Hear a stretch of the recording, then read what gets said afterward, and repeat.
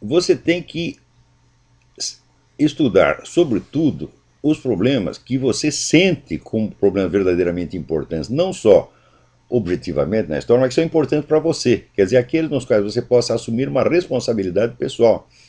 De modo que você trata esses problemas com a seriedade, aquela seriedade feroz com que você trata num problema pessoal, evitando você fingir interesse, aquele interesse fingido, que é só por curiosidade acadêmica ou por exigência curricular. Quer dizer, tem coisa que você estuda só porque o professor mandou.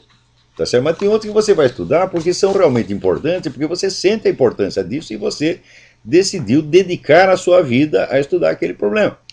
Com toda a seriedade, você tem que pensar assim, como se o problema fosse um paciente que está na mesa, semi-morto, e você é o cirurgião que vai cuidar.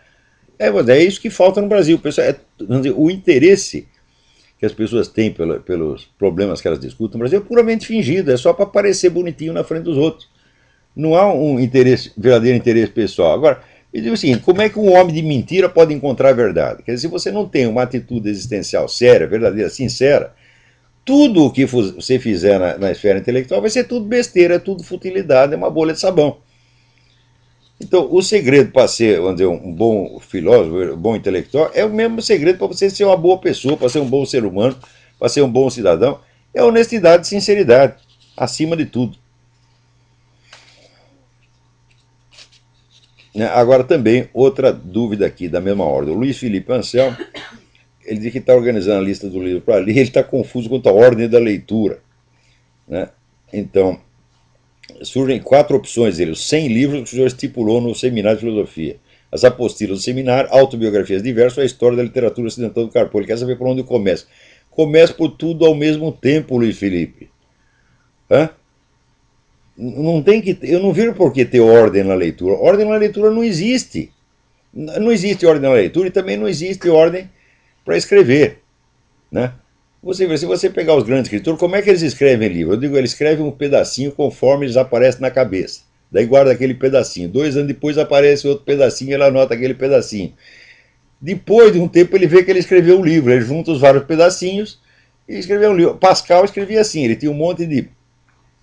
Sabe, essas tipo agulha que tem nas padarias, né, para pendurar nota fiscal, ele tem um monte daquelas agulhas em cima da mesa. Então ele escrevia um negocinho, grudava numa agulha. Depois escrevia outro, grudava na agulha. De vez em quando ele mudava a ordem. Né? Quer dizer, o livro vai ficar melhor desse jeito. Infelizmente Pascal morreu antes de achar uma ordem definitiva. Mas era assim que ele escrevia. Tá, muitos escritores, ninguém escreve um livro com começo, meio e fim. Então, os seus estudos também não tem que ter começo, meio e fim, meu filho. O que interessa não é a sequência temporal, é a ordem estrutural que você dá depois. Você tem o princípio de organização na inteligência, não é, vamos dizer, a colocação dos estudos em série. Isso não existe. Tá certo? Então, por exemplo, eu mesmo, se eu estou lendo um negócio e me surge uma dúvida ali, eu paro aquela leitura e vou ler uma outra leitura, vou ler um outro livro que vai complementar aquilo. Depois eu volto ao primeiro. Então, estou sempre dando voltas. Quer dizer, nenhum livro esgota o seu assunto e nem o aborda por todos os lados necessários, mas a nossa curiosidade não segue necessariamente a ordem do livro, né? Então agora, estou lendo até um romance do Malachi Martin que se chama Windswept House, é um livro sobre a crise na igreja. Aquilo aí tem tantas referências externas, que você é obrigado a ler uns 50 livros em volta do livro para você entender bem do que ele está falando. Então, não tenha medo de fazer isso. Você está lá lendo um livro, para ler o outro, se for necessário, e depois você volta. O negócio é assim, não perder o fio da meada, quer dizer, você ter aquela atenção sincera, sem a qual a memória não existe, né? A memória não funciona. A memória é fruto do interesse, e quanto mais interesse você tem por uma coisa, mais facilmente você vai guardar na memória, e se você não se interessa, é uma estupidez querer guardar na memória. A memória é um elemento seletivo, e ela já é o primeiro princípio de estruturação do conhecimento. A memória mesmo se incumbe de selecionar e colocar ordem, criar associações, criar como se fosse uma série de gavetinhas, de categorias nas quais você vai enquadrar as várias informações.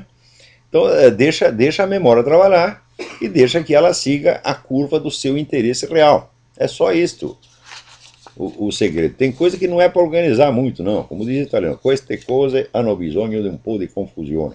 Essas coisas precisam de um pouco de confusão.